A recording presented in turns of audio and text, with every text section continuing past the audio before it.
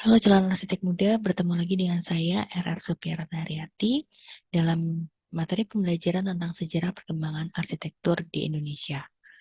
Pada kesempatan kali ini, kita akan membahas tentang perencanaan kota di Indonesia sebelum masa kolonial dan selanjutnya tentang kota-kota awal di Indonesia, terutama bentuk kota kerajaan. Baik, langsung saja kita masuk ke materi pembelajaran. Jadi kota-kota di Indonesia itu terbagi menjadi dua ya. Jadi ada kota-kota sebelum masa kolonial atau sebelum datangnya penjajah, juga kota setelah masa kolonial atau sudah ada Belanda datang ke Indonesia. Ya walaupun pada awalnya ya Belanda itu datang ke Indonesia tuh tidak dengan tujuan menjajah gitu ya, tapi untuk berdagang.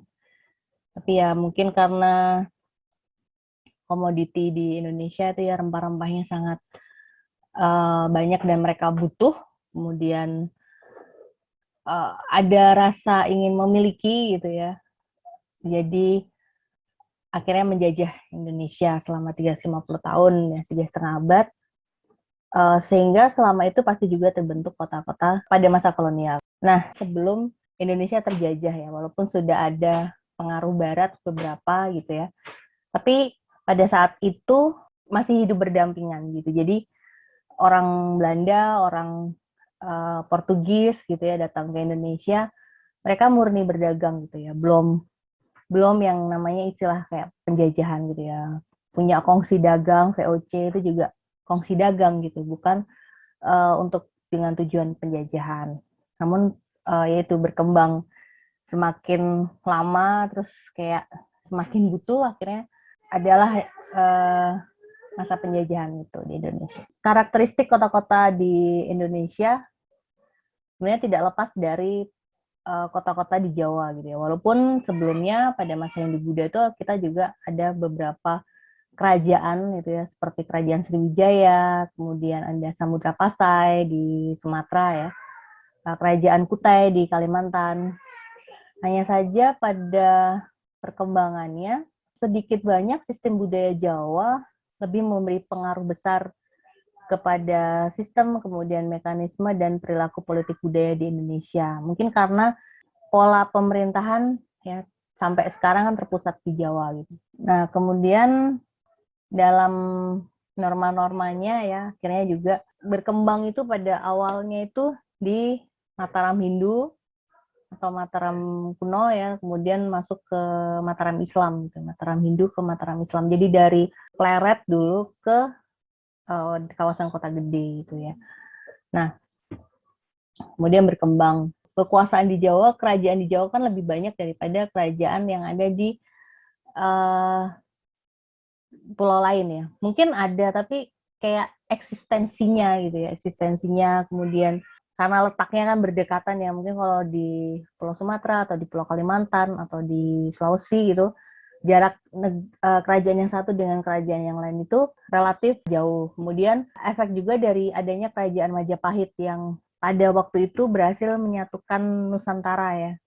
Jadi pada masa Gajah Mada, kita tahu sendiri ya, pada masa yang Muruk ya dengan patihnya Gajah Mada itu berhasil menyatukan Nusantara sehingga pengaruh Majapahit yang notabene adalah kerajaan Hindu-Buddha yang tersebar hampir ke semua wilayah di Nusantara, bahkan sampai ke Semenanjung Malaka, kemudian sampai ke Thailand, segala itu akhirnya membuat pengaruh tersebut menjadi cikal bakal kota-kota yang ada di Indonesia dan terutama ya khususnya di daerah Jawa gitu. Jadi ada Kerajaan Tarumanegara, ada Kerajaan Mataram. Kemudian kalau ini Wangsa Syailendra ini masih menjadi ini ya penelitian juga karena ini kan Wangsa Syailendra atau Sanjaya itu kan dari Sriwijaya, tapi banyak peninggalan yang ditemukan di Jawa gitu seperti Candi Borobudur, kemudian ada juga kayak tempat peristirahatan-peristirahatan yang dia peninggalan dari Wangsa Sanjaya. Padahal Wangsa Sanjaya ini diketahui menurut catatan sejarah itu dia ada di prasasti yang ada di daerah Sriwijaya. Dan ini memang apakah juga pada waktu itu ada istilah Jawa Dwipa ya, mungkin juga bisa menjadi sebuah alur bagaimana antara Sriwijaya dengan kerajaan di Jawa ini juga punya keterkaitan gitu satu sama lain. Nah, itu masih diteliti oleh banyak ahli sejarah hingga saat ini. Kemudian budaya bermukim, kita untuk kesempatan kali ini lebih fokus ke yang di Jawa dulu ya, karena memang banyak sekali jenis-jenisnya gitu. Tapi hampir hmm, ya kira-kira lah hampir mirip gitu antara yang di kota lain dengan yang ada di Jawa gitu ya. Jadi kalau di Jawa itu sudah mengenal istilah negara gitu ya, dalam sebuah konteks urban, budaya urban itu sudah ada istilah negara ya. Kemudian ada kuta ya, kuto kalau orang Jawa bilang kuto. Kemudian ada dukuh ya. Sampai sekarang di daerah Jogja itu masih ada istilah ya, desa desa yang disebut dengan dukuh gitu. Kalau di kota lain mungkin sudah disebut dengan ya, RT RW, kemudian ada juga kelurahan gitu ya. Tapi kalau di Jogja masih terutama yang di daerah pinggiran gitu masih mengenal istilah pedukuhan kayak gitu. Nah, secara historis pengertian negara itu berkembang di peradaban Hindu-Buddha ya. Kalau di Jawa ini sejak dinasti Sanjaya, Sailendra, Majapahit hingga Mataram Islam. Jadi memang itu tadi Sanjaya itu kan dari Sriwijaya, tapi dia juga cukup menguasai juga di daerah Jawa. Jadi namanya Jawa Dwipa tersebut. Kemudian terjadinya budaya urban di Jawa tanpa memperhitungkan dua pengaruh peradaban utama, yaitu Hindu, Buddha, dan Islam. Kemudian kuto ya, kuto atau kota itu dalam turunan kata ke bahasa Indonesia ya, secara harafiah berarti daerah pemukiman yang dilindungi oleh dinding atau benteng, biasanya dengan konstruksi bata gitu yang dibangun mengelilingi sebuah kawasan dalam bentuk persegi ya, atau pasagi kalau orang Jawa bilang. Jadi sekarang ini kita masih bisa melihat ya sisa-sisa benteng kayak di Kota Gede itu ya yang masih sampai sekarang masih ada. Cepuri ya, Cepuri itu adalah benteng yang mengelilingi sebuah kota raja ya. Kemudian kalau di Keraton Jogja itu masih kelihatan sekali ya, ada Jokteng ya, ada bisa ditemukan gitu ya. Kemudian di Keraton Solo juga bentengnya masih cukup tinggi gitu. Dan ini memang dikembangkan atau disempurnakan bentuknya itu pada masa kolonial gitu, karena ada pengaruh dari Belanda gitu ya, sistem perkuatannya. Tapi pada waktu awalnya itu tetap masih pakai batu bata biasa gitu ya, kayak model di Majapahit gitu. Sebenarnya penggunaan batu bata itu sudah ada pada masa Babilonia sekitar tahun 2250 sebelum Masehi ya. Nanti kalau kalian belajar sejarah arsitektur dunia, kita juga akan mempelajari itu ya. Tapi yang di sini yang jadi garis bawah adalah bagaimana konsep dinding batu bata ini sampai ke Indonesia gitu ya. Bisa jadi dari proses penyebaran agama Hindu-Buddha ya, dari lewat perdagangan, kemudian akhirnya orang India datang terus dan berinteraksi dengan lokal gitu ya, seperti di daerah Batak, Toraja, Nias, Minangkabau. Itu kan tadinya tidak mengenal teknik batu bata, tapi di tempat-tempat lain itu sudah mulai ada gitu ya.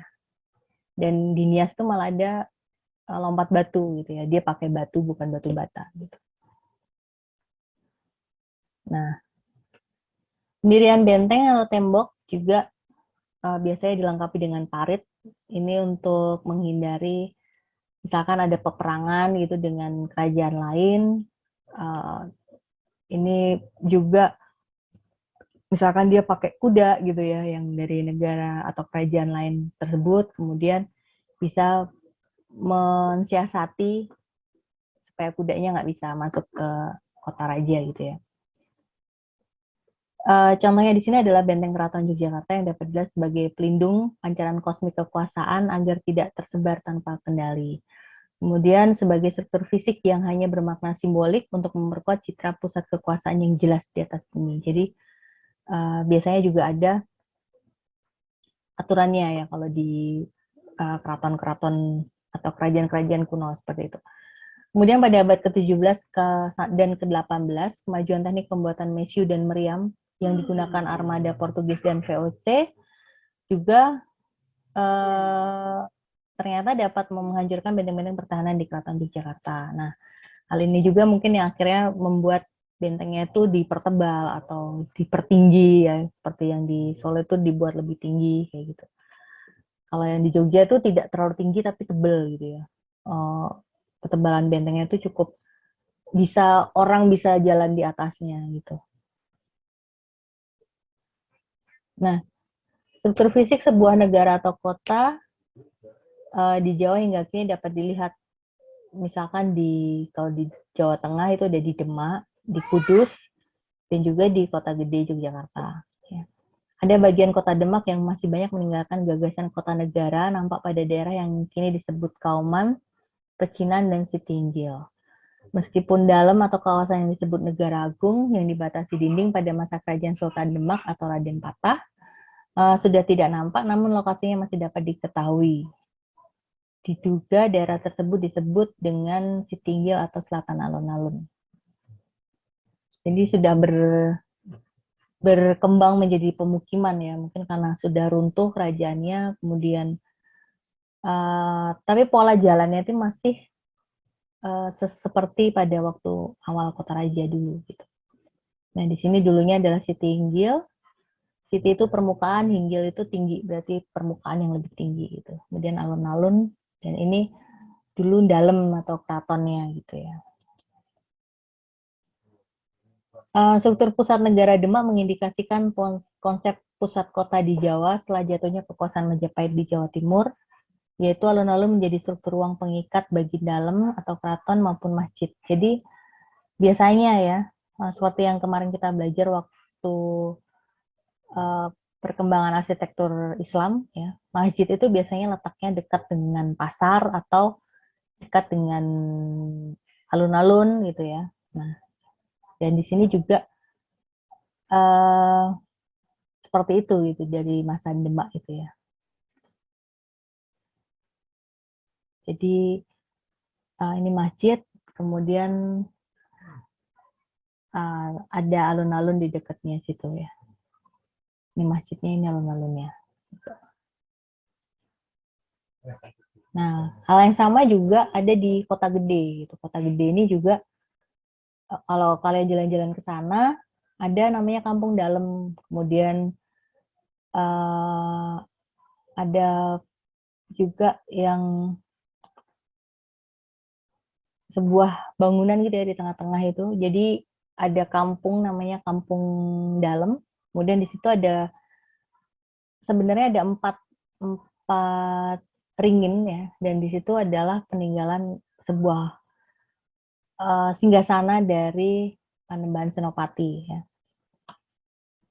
Ya, walaupun sekarang bentuknya cuma di dalam sebuah rumah gitu ya, kayak sebuah rumah gitu karena sudah dihuni oleh banyak penduduk ya. Kemudian parit-parit yang ada di Kota Gede ini sekarang jadi jalan-jalannya itu. Jadi kenapa jalan di Kota Gede itu kecil-kecil gitu? Karena dulunya itu adalah sebuah kayak parit gitu, jagang gitu ya. Kemudian akhirnya berkembang karena penduduk bertambah gitu, kemudian keratonnya udah runtuh ya. Akhirnya menjadi pemukiman. Nah, untuk masjidnya sendiri dekat dengan makam ya. Jadi ini makam dari Panembahan Senopati, kemudian masjidnya di sebelahnya. Gitu. Nah, kemudian ada sebuah paduraksa ya. Untuk tadi kalau kita masuk ke Masjid Kota Gede itu akan melewati Gapura Paduraksa gitu. Dan di sini kita lihat struktur kota dari Kota Gede itu juga hampir sama dengan kota-kota yang ada di Jawa gitu. Dan kalau diamati agak ke sana itu ada pasar ya, Pasar Legi, Kota Gede. Itu juga dekat dengan keraton gitu. Jadi susunannya tuh hampir mirip gitu. Kemudian dari apa yang dilihat dari Kota Gede dan kota-kota lainnya dapat ditemukan beberapa aspek. Di sini ada Kota Gede yang dimengerti sebagai tempat kompleks kuburan Raja-Raja Mataram ya intinya. Kemudian Keraton Kota Gede yang sendiri tidak semegah seperti pemakaman keluarga raja-raja. Mungkin karena dulunya dia memakai struktur kayu gitu ya, jadi bisa sudah tidak ada peninggalannya. Nah di sini ada kompleks makam ya sebagai inti, kemudian bentuknya tuh kayak cungkung gitu ya, kayak piramid gitu di atas. Nah kemudian kompleks Keraton Yogyakarta juga mirip dengan Keraton Surakarta karena ya dulunya Keraton Surakarta kan pecah gitu ya, jadi dua, yang satu pindah ke Yogyakarta dan akhirnya berkembang dengan tipologi yang hampir sama gitu ya susunannya. Dan juga ada bentengnya di keraton tersebut ya, yang membentengi keraton disebut dengan pagar bumi yang memiliki analogi dengan konsep kota-kota yang dibangun pada masa abad pertengahan. Nah, jadi mirip sama kota di Bologna dan Polandia ya. Jadi pusat kota ini saya warnanya buku saya ini ya apa namanya black and white. Kemudian uh, di sekitar tempat atau pusat alun-alun juga berkembang jalur-jalur yang aksial geometris berupa sumbu-sumbu yang terencana. Jadi ada sumbu imajiner di sana. Bagaimana hubungan antara alun-alun dengan keraton. Dan ini juga seperti kota Krakow di Polandia. Jadi ada kastil, kemudian ada alun-alun yang terhubung dengan jalan gitu. Walaupun bentuknya tidak serupa gitu, tapi pola dari sistemnya itu ya ada keraton, kemudian disekelilingi pemukiman, lalu ada alun-alun yang juga biasanya dekat dengan tempat peribadatan gitu ya.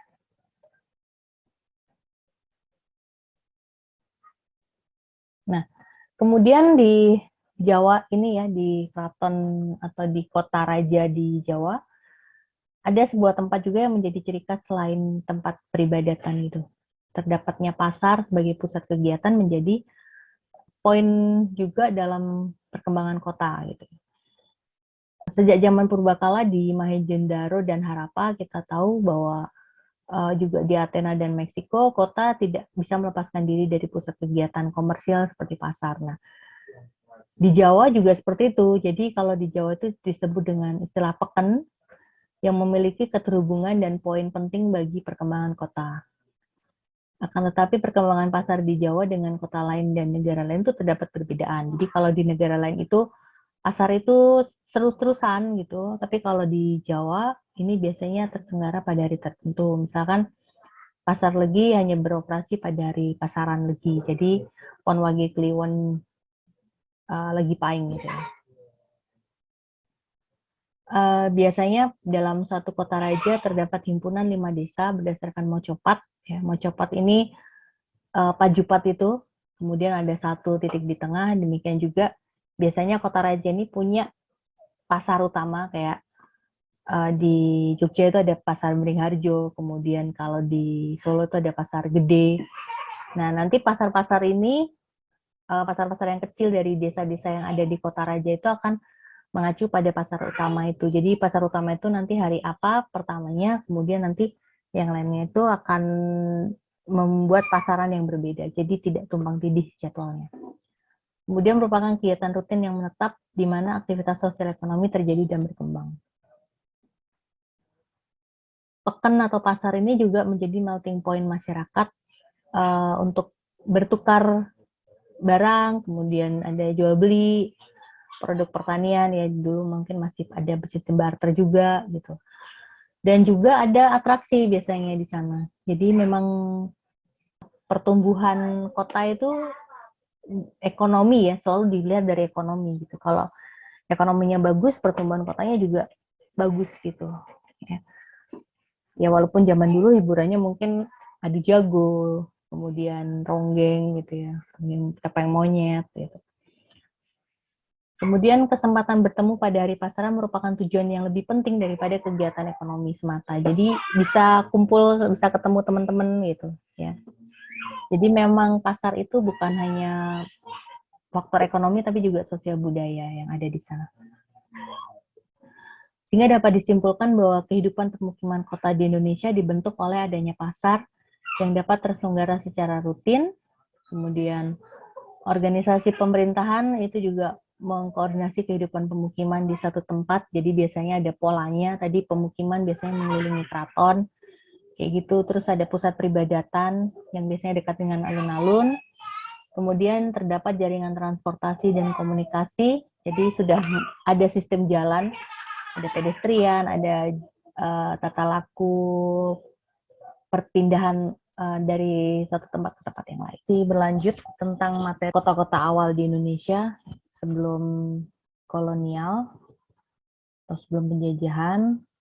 Sebuah kota tradisional ya di Indonesia itu ternyata terbentuk secara konsep kosmologi gitu ya. Jadi ada dua aliran kosmologi, ada kosmologi dualistik religius dan juga kosmologi dualistik hierarkis.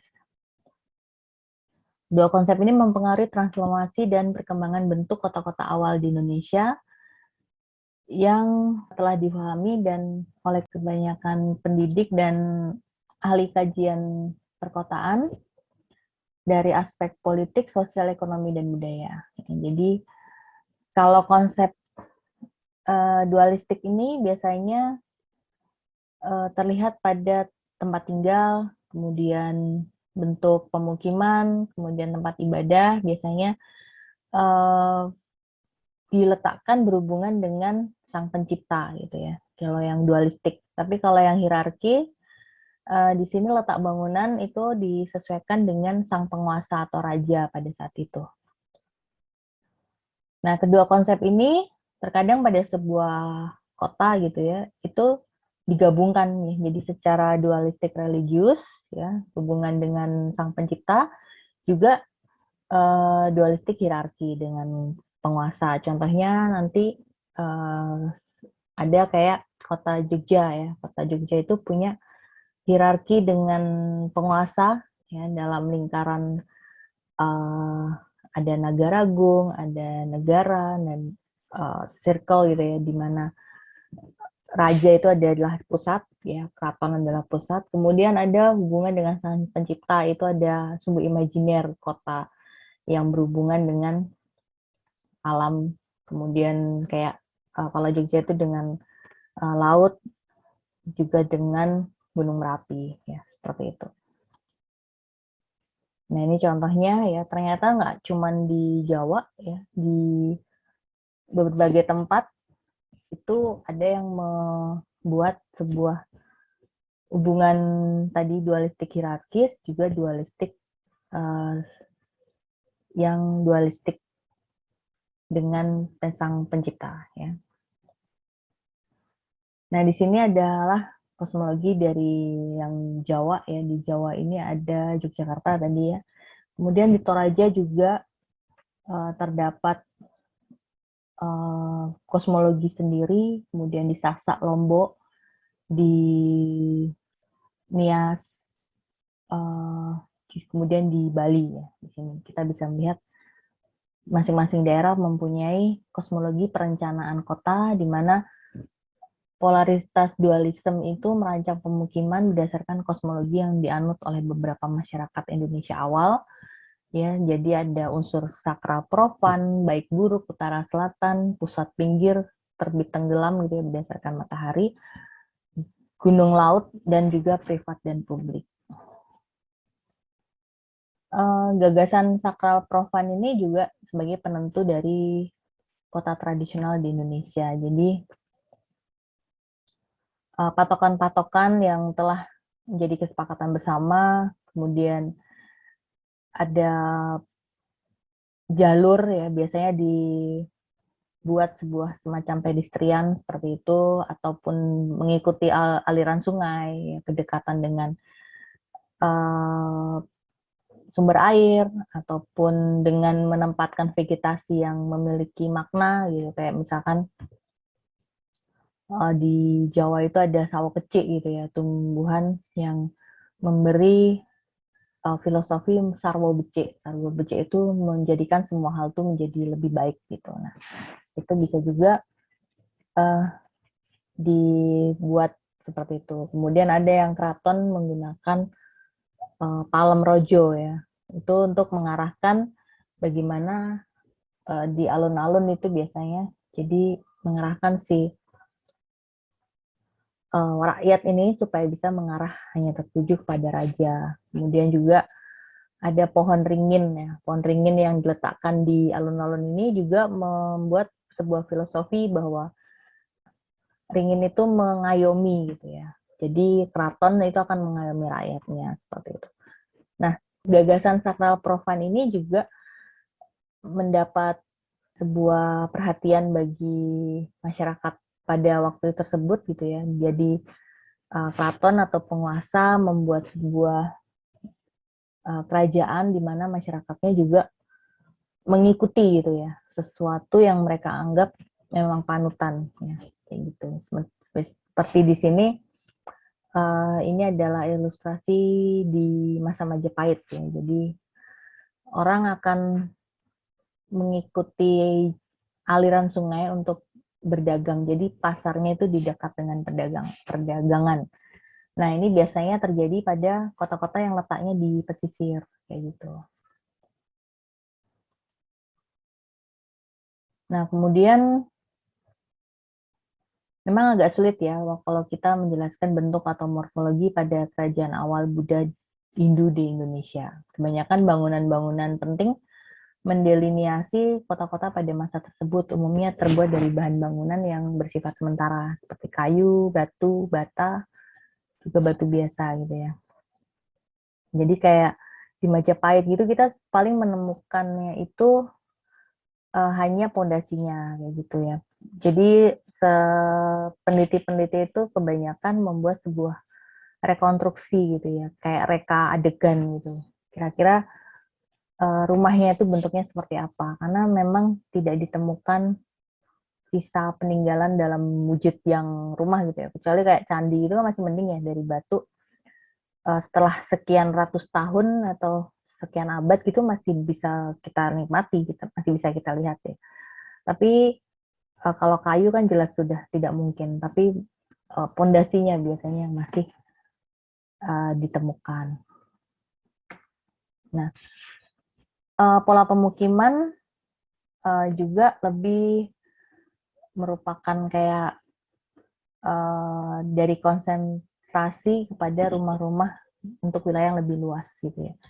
Jadi berbeda dengan yang di konsep barat itu biasanya kayak jelas gitu ya, radial, kemudian apa modelnya gitu ya, grid atau apa gitu. Tapi kalau di kota asli di Indonesia ini mereka polanya tuh lebih mengarah kepada penguasa, pada alam semesta kayak gitu. Jadi caranya membuat sebuah kota itu masih berdasarkan kekuatan-kekuatan di luar dirinya sendiri. Gitu.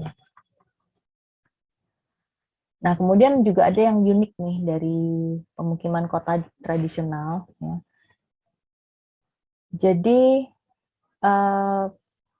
tapi hal ini juga seringkali menyebabkan kayak kesulitan dalam menelusuri bentuk kota yang asli gitu. Karena orang zaman dulu itu mempunyai adat istiadat gitu ya, yang bisa memindahkan rumahnya. Jadi kalau pindahan itu nggak seorangnya aja gitu, tapi serumah-rumahnya. Karena seperti kita kemarin sudah belajar ya di arsitektur tradisional, rumah adat mereka kan dari sambungan-sambungan seperti pasak, kemudian pondasinya itu biasanya di luar atau di muka tanah gitu ya, bukan ditanam di dalam tanah. Jadi struktur tiangnya itu hanya ditaruh gitu. Jadi tidak membutuhkan kesulitan sih sebenarnya untuk memindahkannya. Nah, di sini memang mereka eh, sengaja membentuk konstruksi semacam ini karena pengaruh iklim lembab juga ya. Jadi kalau rumahnya dari kayu, terus pondasinya nempel gitu ya, lantainya nempel tanah, itu pasti sangat rawan untuk didatangi rayap kayak gitu. Jadi sekarang kita lebih apa ya, melihat itu sebagai sebuah kearifan lokal juga, bagaimana kolong rumah itu akhirnya menjadi ruang sirkulasi udara juga supaya lingkungan rumahnya ini nggak lembab kayak gitu. Nah, di sini ada tradisi Mapalete ya, Mapalete bola. Ini adalah tradisi pindahan suku Bugis ya. Sebenarnya nggak cuman Bugis, tapi kayak di Jawa juga ada. Cuman kalau saya bahas Jawa terus nanti bosen, jadi saya sesekali lah bahas suku lain yang ada di Indonesia.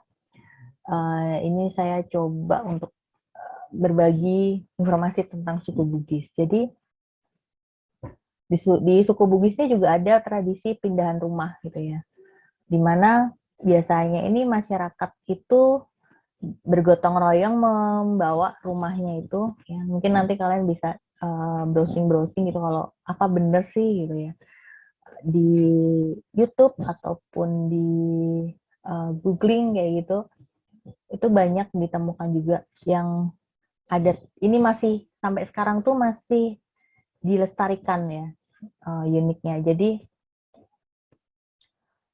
biasanya orang tuh cuman bikin pondasinya aja, ya bikin pondasi, kemudian anak tangganya yang sekarang tuh sudah permanen. Kalau dulu tuh masih anak tangganya tuh dari kayu juga gitu. Tapi ada kemarin saya pernah lihat tuh videonya, itu dia pakai anak tangganya yang menuju ke rumah itu udah permanen dicor gitu. Tapi rumahnya tuh masih kayu, kemudian yang ngangkat tuh orang sekampung gitu yang uh, dengan ketua adatnya itu mengarahkan dia mau pindah kemana gitu. Jadi memang kayak satu kelurahan mungkin yang bantu. Tapi di sini terlihat kebersamaannya. Ya pindahan rumahnya yang pasti perabotannya dikeluarin dulu ya. Jadi rumahnya kosong gitu. Kalau ditambah perabotan berat banget ya. Jadi perabotan-perabotannya dikeluarin. Terus nanti mereka akan bergotong royong untuk memindahkan, dan sementara yang ibu-ibu mungkin membuat jajanan atau makanan untuk bapak-bapak ini yang mengangkut rumah uh, tetangganya yang mau pindahan kayak gitu. Jadi sangat unik ya kebudayaan kita gitu pada awal-awal kota-kota tradisional. Nah, fungsi kolong pada rumah pada pemukiman di kota tradisional juga tadi ya, supaya tidak lembab. Kemudian selain itu di sini juga ada sebuah interaksi sosial gitu. Jadi kadang tuh selain untuk ruang sirkulasi udara supaya lantainya tidak lembab karena kayu gitu ya, kemudian tidak terkena rayap ataupun jauh dari binatang yang membahayakan gitu untuk penghuni rumah. Kolong rumah ini juga terkadang menjadi ruang untuk berinteraksi dengan tetangga kayak gitu ya. Jadi nggak harus naik ke atas. Kemudian juga ada yang punya ternak atau piaraan gitu ditaruh di situ. Kemudian yang bertani ataupun memiliki alat-alat yang kiranya tidak terlalu penting untuk ditaruh di dalam rumah, mereka letakkan di dasar situ. Kemudian juga ada yang membuat tanaman-tanaman di bawah situ. Jadi memang lantai bawah itu jadi ruang interaksi untuk antar keluarga, juga untuk apa namanya, sosialisasi dengan tetangga. Selain itu, biasanya pagar di sekeliling rumah pada pemukiman tradisional ini tidak permanen ya. Jadi seringkali itu hanya pagar bambu atau pagar tumbuhan seperti teh-tehan gitu ya, yang dibentuk seperti bentuk pagar gitu supaya untuk membatasi site-nya aja, tapi bukan pagar permanen seperti di kota gitu. Hal ini karena ikatan sosial di masyarakat tradisional itu masih kuat. Kemudian untuk tata ruangnya, ya, pada kota kerajaan tradisional terdapat hierarki juga. Jadi masih menganut kepercayaan di masa Hindu-Buddha, kemudian juga digabungkan dengan tradisi lokal gitu. Ini berlangsung sampai kota kerajaan di masa Islam ya. Contohnya di sini adalah Kerajaan Mataram di Jawa. Jadi Kerajaan Mataram itu sudah berpindah-pindah dari kota gede ke Pleret, terus ke Pajang. Jadi dari Pajang terus Kartosuro, Surakarta, Surakarta Jogja. Jadi istilahnya tuh bolak-balik aja gitu ya di sekitar Solo Jogja. Nah, itu Kerajaan Mataram ini yang akhirnya menjadi cikal bakal keraton-keraton yang ada di Jawa Tengah dan DIY ya. Terdapat lingkaran pusat hierarki pada tata ruang kerajaan kuno lebih bersifat ruang kosmis yang abstrak. Kemudian lingkaran pusat berupa dalam atau keraton diartikan sebagai tempat pusaka, bukan sekedar tempat tinggal raja. Kemudian nanti di luarnya terdapat kesakralan yang lebih umum gitu ya. Jadi tingkat kesakralan yang kuat itu di dalam atau keraton. Kemudian makin lama makin memudar tingkat kesakralannya atau menjadi wilayah profan. Nah, dalam tatar wilayah profan duniawi ini masuk ke wilayah negara atau negara, di mana di situ terdapat area prajurit, kemudian pasar, lalu pemukiman abdi dalam, serta juga pemukiman rakyat atau penduduk. Kemudian untuk bentuknya sendiri, kota-kota awal di Indonesia ini ada dua yang di masa prakolonial. Jadi dari bentuk perdagangan, ekonomi, sosial, budaya, juga letak geografis, kota di masa awal Indonesia yang setelah mulai mengenal agama, kemudian terbentuk kota kerajaan, itu ada kota pedalaman dan kota pesisir. Kota pedalaman ini termasuk Jogja, Surakarta, kemudian ada juga kota pantai itu termasuk Banten, Makassar, Cirebon, Ternate, dan Banda Aceh. Berdasarkan konsep tersebut, akhirnya terdapat hierarki yang bentuknya berbeda gitu. Kalau yang kota pedalaman tuh biasanya tadi ada dualisme tadi, tapi modelnya tuh konsentris gitu ya. Jadi biasanya ada titik pusatnya, kemudian makin keluar makin profannya makin lemah. Sementara kalau yang kota pesisir biasanya mereka mengikuti jalur aliran sungai. Kemudian akhirnya semakin ke dalam itu akan semakin untuk pemerintahannya. Kemudian sementara yang aliran sungai ini untuk perdagangan kayak gitu. Jadi modelnya linear. Nah, kota pedalaman sebagai kota administratif ya tadi karena tidak hanya sebagai pusat kerajaan ya atau pusat agama tapi juga kebanyakan penduduk ini sabdo pandito ratu gitu ya, hamba dari penguasa. Mereka kebanyakan berdagang ya dengan masyarakat dari keturunan Cina, Arab ataupun India. Penduduk pribumi juga melakukan kegiatan biasanya berjualan di pasar atau tadi ya pasarnya di tepian sungai kayak gitu. Struktur kehidupan ekonominya tidak progresif. Jadi kota keramat ini atau kota pedalaman ini lebih bertumbuh pada hasil produksi wilayah atau wilayah belakangnya seperti hasil pertanian, perkebunan, dan sebagian besar penduduk. Nah, sementara kalau kota perdagangan, ini kota aktif ya, orangnya pada berdagang, membentuk pita sepanjang pantai atau tepian sungai. Struktur kotanya biasanya tadi ya, jadi yang tepi itu untuk area profan, sementara yang bagian dalam ini area sakral. Nah, ternyata di Candi Borobudur itu juga sudah ada reliefnya bagaimana kota pantai ya. Ini cerita tentang Majapahit gitu. Mereka berdagang, kemudian membuat interaksi dengan pedagang dari Cina, Eropa, Arab, dan India. Dia menjual akomodasi kegiatan hidup serta hasil buminya kepada pedagang dari luar ataupun suku bangsa lain yang biasanya bertempat tinggal berbeda, kemudian mereka membawa komoditi yang berbeda. Jadi kayak ada sistem barter atau seperti itu ya pada zaman dulu. Kemudian juga sudah ada mata uang, ya mata uangnya benggol atau apa gitu. Nah itu nanti biasanya sih yang perdagangannya aktif ini yang di kota pantai. Nah untuk contohnya kota pedalaman ini tadi ya. Jadi kalau kota pedalaman itu selalu ada superposisi seperti ini, di mana ada lingkaran inti yang terdiri dari dalam dan keraton, kemudian negara itu yang lingkaran kedua, kemudian yang ketiga itu negara agung. Ini biasanya kayak kota-kota di bawahnya gitu ya, tanah perdikan ataupun seperti kalau sekarang tuh kayak pura gitu ya, pura-pura kayak Pura Mangkunegaran, Pura Pakualaman kayak gitu. Jadi kerajaan kecil lah ya, kerajaan kecil yang di bawah kerajaan yang lebih besar tadi. Kemudian ada mancanegara, ini biasanya untuk daerah yang dikepalai oleh bupati-bupati.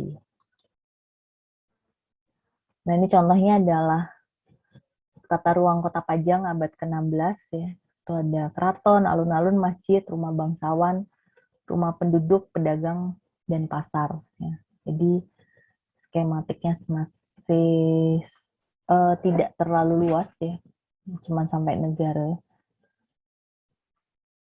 Kemudian di Pleret, ya, pada prinsipnya kota-kota pedalaman itu dia harmonis terhadap dunia manusia dan dunia natural atau supranatural kayak gitu. Kemudian juga terdapat keseimbangan dengan alam, pemukiman diatur dengan struktur hubungan juga dengan alam semesta. Lalu biasanya terdapat si tinggil di bagian depan ataupun belakang keraton, dan juga pohon beringin yang ada di tengah-tengah alun-alun baik utara ataupun selatan, serta merupakan perwujudan keinginan yang harmoni dalam hidup. Ya. Nah ini susunan keraton Surakarta sudah lebih kompleks, dan bentuk seperti ini seperti bentuk mandala. Ya. Jadi bagaimana keraton itu menjadi titik pusat dari kehidupan masyarakat kota tersebut atau kerajaan tersebut. Nah, sementara kalau yang di Jogja ini ada sumbu imajiner juga. Sebenarnya Solo juga ada. Dia sumbu imajinernya juga ke Merapi dan Laut Selatan. Kemudian ada juga Gunung Alas yang di Kalioso gitu ya.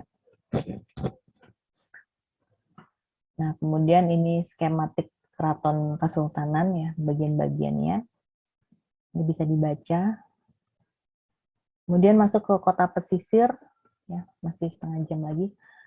Kota pesisir merupakan kota pedalaman, berbeda dengan kota pedalaman. Jadi kalau pesisir ini lebih banyak interaksi dengan orang dari seberang, atau dalam hal ini adalah mereka yang berasal dari luar negeri ya, dari Arab, dari Cina, dari India, dan juga mungkin dari bangsa-bangsa lain yang datang gitu.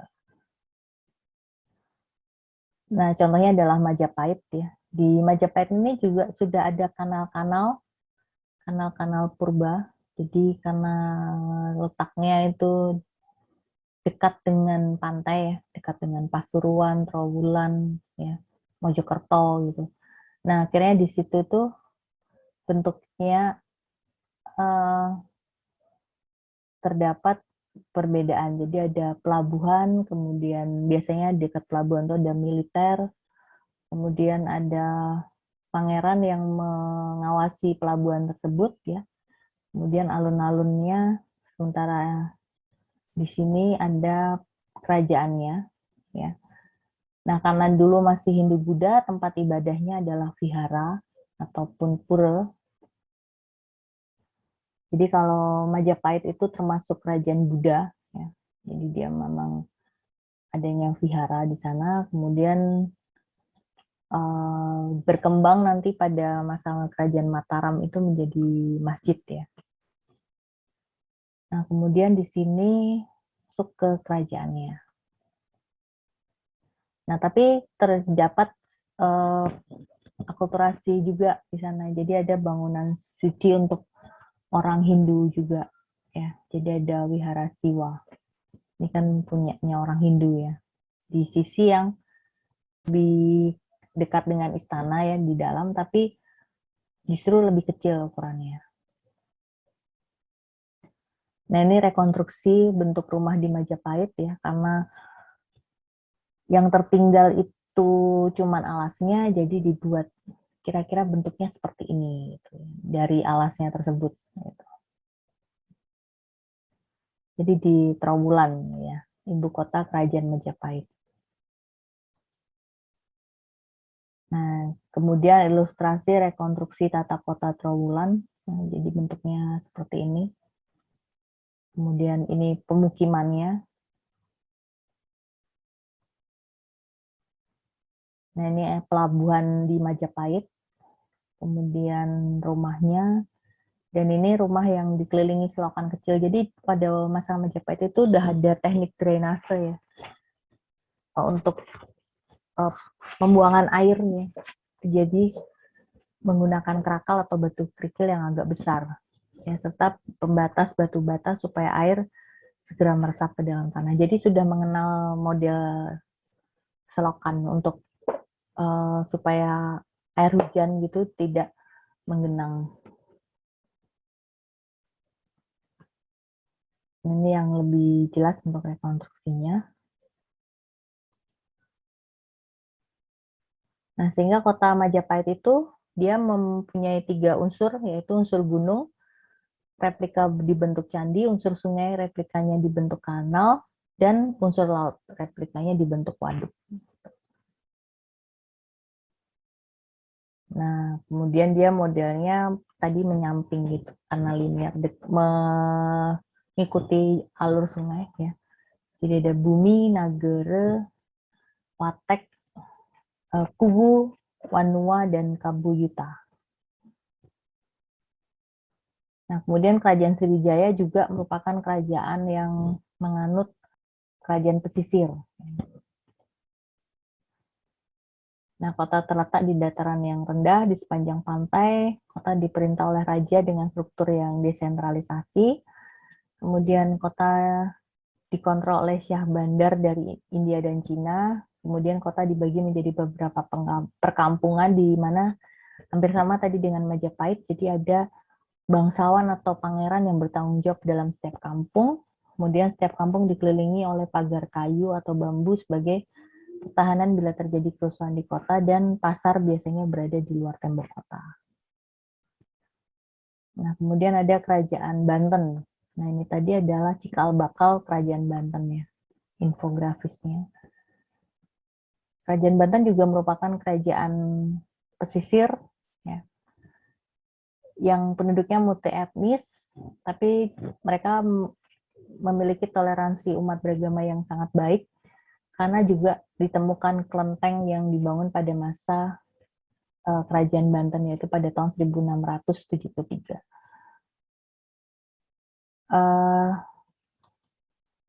Kemudian perekonomiannya dari sebelumnya itu pertanian, tapi mulai mengenal perdagangan ya, kan letaknya di tepian pantai atau sungai kayak gitu, di tepian pantai ya kalau Banten. Kemudian untuk komoditinya biasanya mereka kebun kelapa, tebu ya, karena di daerah pantai. Lalu selain itu juga perdagangan ya. Demikian tadi materi pembelajaran tentang sejarah perkembangan arsitektur di Indonesia dengan tema kota-kota di masa awal kerajaan di Indonesia. Kita akan berjumpa lagi di materi pembelajaran berikutnya. Terima kasih atas perhatiannya dan sampai jumpa.